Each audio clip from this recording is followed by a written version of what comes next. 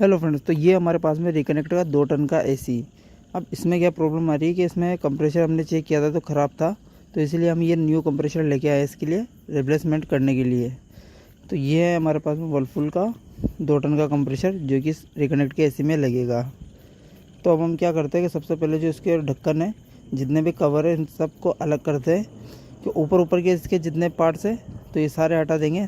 तो ये देखिए, ये रहा हमारा ख़राब वाला कंप्रेसर जिसको हमें रिप्लेस करना है। तो इसको रिप्लेस करने से पहले क्या करेंगे, हम इसकी जितनी भी गैस है या फिर एयर है उसको बाहर निकाल देंगे। उससे क्या है कि जब हम इसको कटिंग करेंगे या फिर ब्रेजिंग से इसको निकालेंगे तो उसमें प्रॉब्लम ये होती है कि ये जो रेफ्रिजरेंट होती है ये आग वगैरह पकड़ लेती है, कोई एक्सीडेंटल होने के चांसेस हो जाते थे। इस वजह से क्या है कि इसको सबसे पहले हम गैस निकाल देंगे। अब जो इसके जितने भी इलेक्ट्रॉनिक कंपोनेंट है जो टर्मिनल पर लगे हुए हैं इनको भी हम हटा देंगे, तीनों को। तो ये हमने इन तीनों को हटा दिया यहाँ से और इसको साइड कर देते हैं।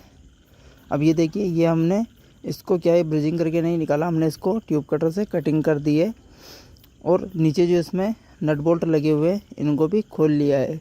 तो अब ये आसानी से हमारे बाहर की तरफ आ जाएगा। ये तीनों बोल्ट नीचे से खुल जाने के बाद में अब क्या करेंगे कि जो इस नए कंप्रेसर के साथ हमारे साथ एसेसरीज आई है उसको देख लेते हैं कि उसमें क्या क्या चीज़ें हमें मिली है। तो 3 इसमें नीचे रबर पैड मिलते हैं, तो वो रबर पैड हमने लगा दिए। और ये देखिए, ये हमने नया कंप्रेसर इसमें लगा दिया है। और अब बारी आती है इसके जो पाइप हमने निकाले थे उसको ब्रेजिंग करने के लिए।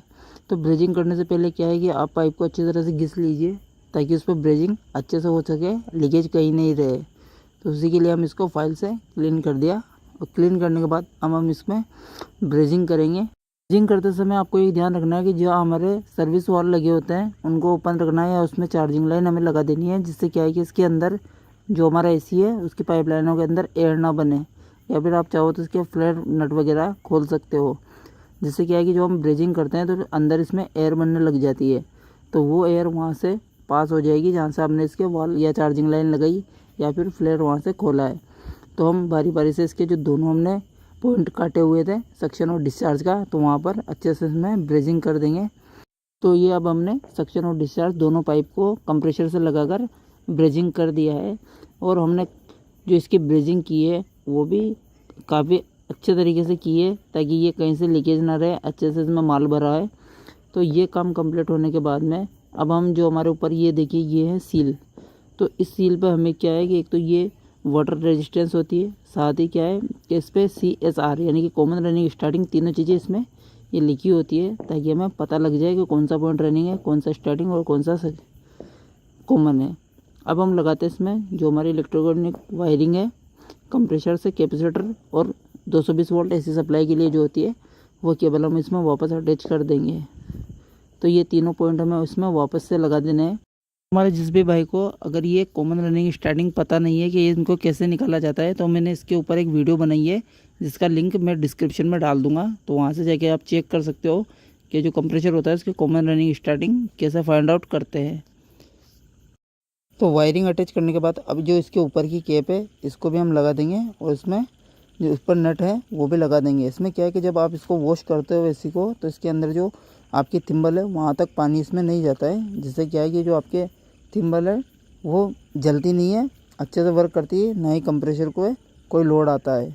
तो ये हमने इसको कम्प्लीटली लगा दिया है। अब जो इसके साइड पैनल वगैरह हमने खोले थे, इसके जितने भी कवर खोले थे उन सब कवर को हम अच्छे से प्रॉपर तरीके से इसमें फिटिंग कर देंगे ताकि क्या है कि हमारा यहाँ तक का काम कंप्लीट हो गया है। अब हम आगे की प्रोसेस की शुरू करेंगे। तो अब हम करते हैं हमारे जो यूनिट है उसको वैक्यूम।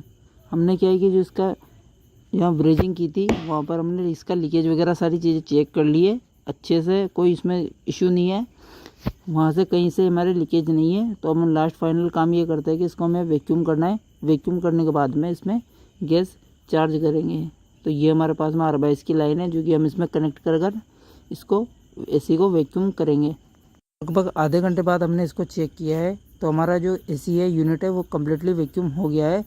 और इसमें जो गैस चार्जिंग की प्रोसेस है वो ये वीडियो लंबी होने की वजह से मैंने एक पहले वीडियो बनाई हुई है, तो वहाँ से जाके आप इसको चेकआउट कर सकते हो कि इसमें गैस चार्ज कैसे होती है R22।